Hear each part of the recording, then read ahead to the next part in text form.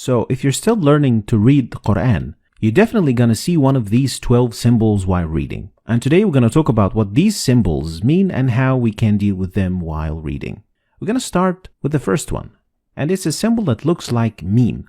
And it means you must stop while reading. Otherwise, the meaning of the ayah or the verse will change. So in this example, you should stop at the symbol by reading إنما يستجيب الذين يسمعون والموتى يبعثهم الله ثم إليه يرجعون.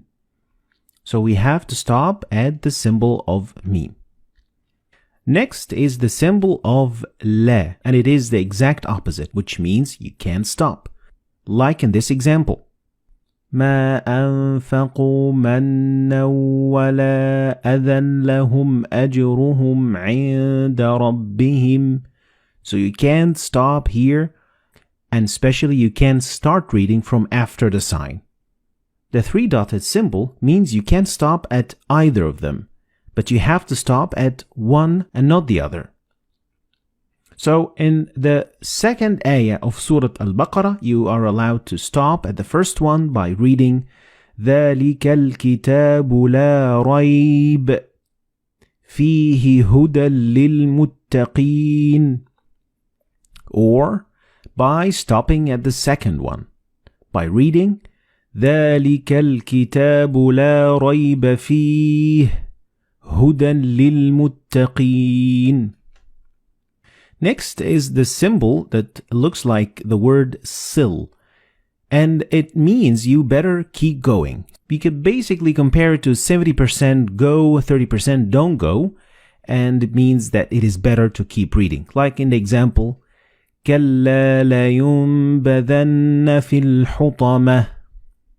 Next is the symbol of qil, which is the exact opposite of sil, and it means it is better to stop. So 70-30% to stop or to go. Like the example, وَأَيَّدْنَاهُ بِرُوحِ الْقُدُسِ أَفَكُلَّمَا جَاءَكُمْ رَسُولٌ. So it is better to stop at the sign. Next is the sign of Jim, and Jim gives you 50-50 percentage of going on stopping. They are equally the same. Like in the example, فَسَبِّحْ بِحَمْدِ رَبِّكَ وَاسْتَغْفِرْهِ إِنَّهُ كَانَ تَوَّابًا. Or you could just keep reading and it would be equally good. فَسَبِّحْ بِحَمْدِ رَبِّكَ وَاسْتَغْفِرْهُ إِنَّهُ كَانَ تَوَّابًا. Now let's talk about the other 6 symbols. And the first one is a symbol that means sujood or prostration. And in total there are 15 of this sign. And each time you see it and after you read the verse, you have to do sujood. So after reading the ayah, you will prostrate for God.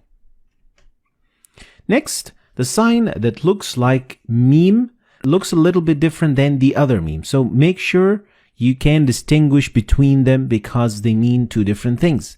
And this meme appears in the middle of the word. So the noon and ba, when they follow one another in the same word, you don't pronounce noon or ba, but you pronounce meme. Like in this example, you read كَلَّا لَيُنْبَذَنَّ فِي الْحُطَمَةِ. So the noon and ba, they will be assimilated together and you will pronounce them as meme.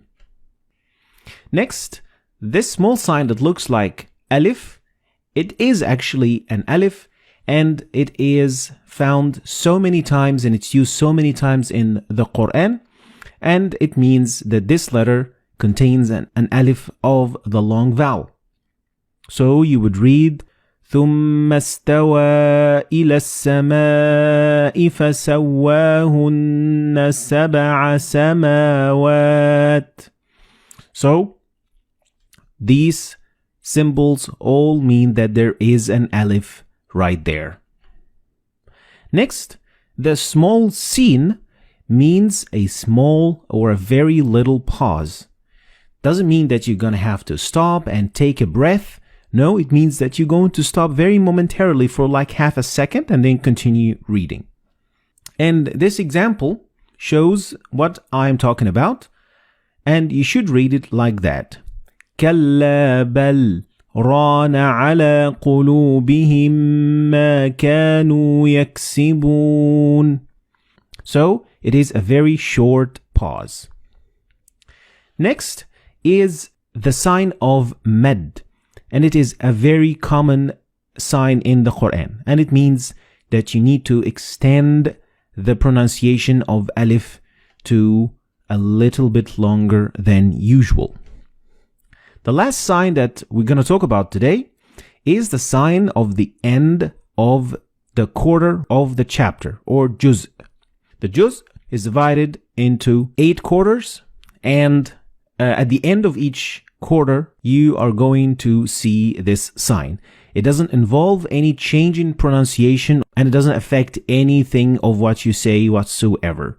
So it is just for the division of the Quran. So these were the 12 signs that you are going to see in the Quran. And here I'm going to give a quick summary of what these signs mean. Try to remember them, and of course the best way to learn them is by reading a lot of Quran, because practice makes perfect.